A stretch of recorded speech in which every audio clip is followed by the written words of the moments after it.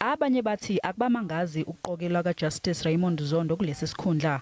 Ekhuluma nabezindaba eKapa ngenyanga edlule, umengameli uCyril Ramaphosa wathi kumethusile ukuthi ikhomishana ebhekele ezobulungiswa kuleli yaphakamisa igama lomuntu okumele engamele lesi sikhundla ngoba lowo ngumsebenzi wakhe.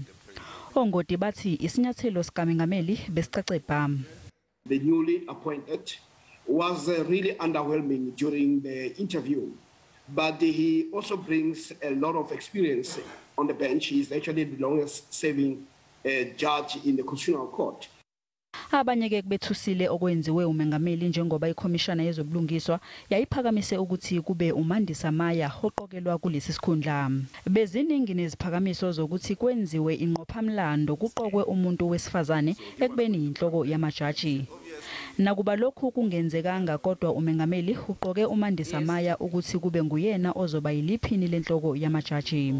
It will be a surprise because of the recommendation of the JC. I mean, the JC recommended Justice Maya, but you know, the President does have the final say. uJustice Raymond Zondo usachithe iminyaka engaphezulu kwengama-25 esebenza kwezomthetho. Abanye bakhala ngokuthi sincane kakhulu isikhathi azosichitha kulo msebenzi ngaphambi kokuthi athathe umhlala phansi ngenxa yeminyaka yakhe. Our chief concern really was on some of the issues that the judiciary is currently facing requires a long-term vision and requires someone who would have enough time to execute that vision. Kusenjalo ziyanda izicelo zokuthi ikhomishana yezobulungiswa yenze ngcono indlela esebenza ngayo igweme ukuxambukela kwamaqembu ombusazwe uma kuqokwa amajaji azokwengamela izikhundla eziphezulu kuleli. Uphiko lwendaba ze-SABC beluzulazula engxenyeni zezwe lubuza abantu ukuthi ke bathini ngokuqokwa kukaMehluleli Raymond Zondo kwesikuba inhloko yamajaji entsha. Nakuba iningi lingazange liphawule libeke izathu ezimqoka zokwentuleka kwemisebenzi elikhathazeke ngazo, kepha ke iningi labakhulumi ne-SABC liyameseka uZondo kulesikhundla sakhe esisha.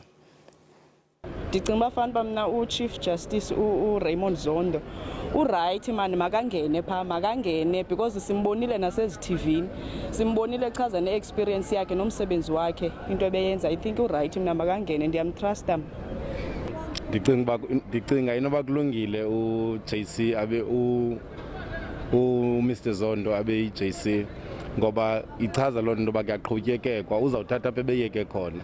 I think it's an excellent choice, especially in view of the commission where he's proven himself to be credible, takes the moral high ground, he's a man of integrity, man of extremely highly intelligent man, and he's proved himself. Over the last few years, I think he has definitely proved himself. I was a bit shocked when I saw it, obviously, because we are at the point whereby we are still speaking about the empowerment of women, and when it comes to qualifications, merits, Justice Maya is qualified as well. I believe she also holds an LLD, which then shows how much she is also qualified. We are happy that Mr. Zondo is the Chief Justice, and he presented him very well at the interviews. The appointment of Chief Justice Zondo, I think, is politically motivated because he affiliates himself with the campaign of CR17, and I partially watched the interviews.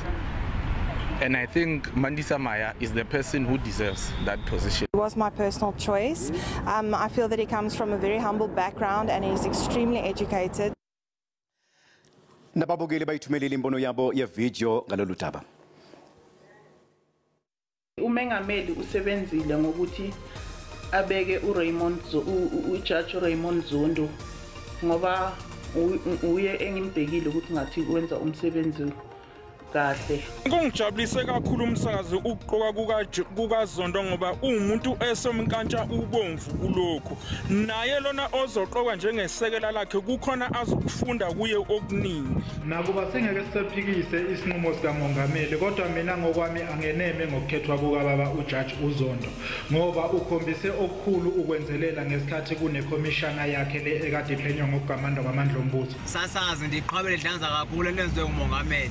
Umuntu nasakhona leyo uyaziyo ngoyikiyo uright kakhulu kwezasikhundla afakwe kuso. Isinqumo sikababa uRamaphosa sokuthi akhethe inhloko yamajaji ubaba uRaymond Zondo. Sishayela ihlombe elikhulu ubaba uRaymond Zondo unamava amakhulu.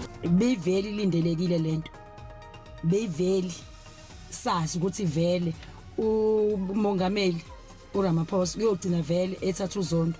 Bengakohle kube kuthiwa bengena umuntu wesifazane. Mbukeli khumbula ukuthi lembono ngiyababukeli lolu phiko lendaba ze SABC angeke lwaphendula ngokukhononda okuvelayo ngayo.